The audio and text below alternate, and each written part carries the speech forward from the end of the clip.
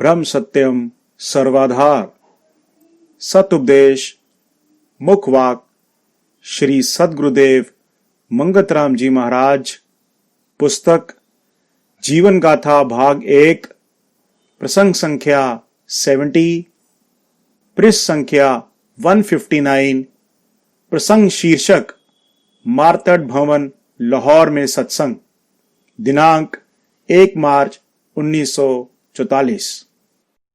मांस इंसान की खुराक नहीं, यह तो उन जानवरों की खुराक है जिनके दांत भी लंबे चीरने फाड़ने वाले होते हैं और पांव के नाखून भी और ही किस्म के होते हैं। ईश्वर ने इंसान के दांत मांस खाने के लिए बनाए ही नहीं, इसलिए मांस आहारी मानुष की बुद्धि का तवाज़न यानी संतुलन कभी ठीक हो ही नहीं सकता। मांस खाने वाला हमेशा धोखा देने वाला ही होगा, चाहे बाहर से क्यों न भला नजर आए। चीता, चोर, कमान जैसे झुककर दूसरे पर वार करते हैं, ऐसे ही बुद्धि मांस आहारी की हुआ करती है।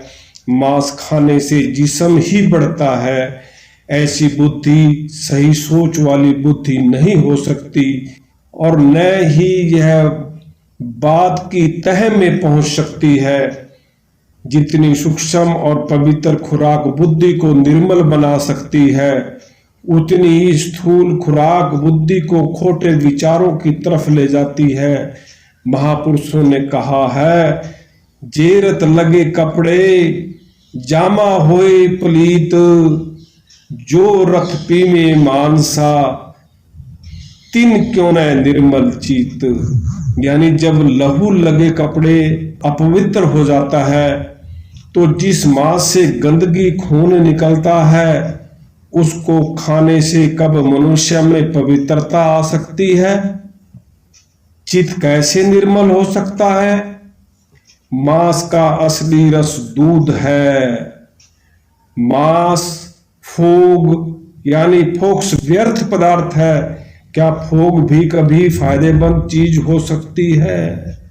मांस खाने वाले के सांस की गति बढ़ जाती है, रफ्तार बढ़ जाने से उम्र अपने आप कम होनी शुरू हो जाती है, जिगर खराब हो जाता है, मोतियाबिंद, कुकरे, पथरी वगैरह कई शारीरिक रोग आ घेरते हैं। ब्लड प्रेशर वगैरह नए रोग इस मांस की ही देन है। जैसी खुराक खाई जाती है, वैसा ही वीर्य बनता है, जिस कारण औलाद भी कपटी पैदा होती है। बाहर से शरीर की सुंदरता कुछ मायने नहीं रखती, बुद्धि की पवित्रता ही पवित्र खोज की तरफ ले जा सकती है। डॉक्टरी रसूल न मालूम क्यों मांस को अच्छा समझता है, हालांकि कई वनस्पतियां मांस से ज्यादा लजीज यानी स्वादिष्ट बनती हैं। घी मसाला न डाला जाए तो मांस क्यों कर स्वादिष्ट हो सकता है? सब स्वाद घी मसाले का है। मांस मांस सब एक है, क्या हिरणी क्या गाय, आंख देख नर खात है, ते नर नर की जाए। बकरी खाती पात है, ताकि काढ़ी खाल, जो बकरी को खात है, उस तन का क्या अहवाल। यानी चाहे झटका करके खाया जाए, चाहे हलाल करके बनाया जाए, सबसे बड़ा पाप तो जीव को दुख देना है। जिस पीड़ा में वह शरीर छोड़ता है, वह ही आहें और ख्याल उसके मांस के साथ वाबस्ता यानी समाये रहते हैं, जिसके कारण मारने वाले, खाने वाले, पकाने वाले सबकी बुद्धियां भ्रष्ट होती चली जाती हैं। मांस, शराब, भ्रष्ट आहार बुद्धि को भ्रष्ट करने वाला है। जैसी खुराक होगी वैसे ही कर्म होंगे। नित्य विकारों को सोचेगा, जो जीव अपनी सफाई यानी पवित्रता को चाहता है, पवित्र आहार ग्रहण करता है, वह ही दीर्घ आयु और आरोग्य शरीर को प्राप्त करेगा। किसी भी महापुरुष ने मांस खाने की आज्ञा नहीं दी।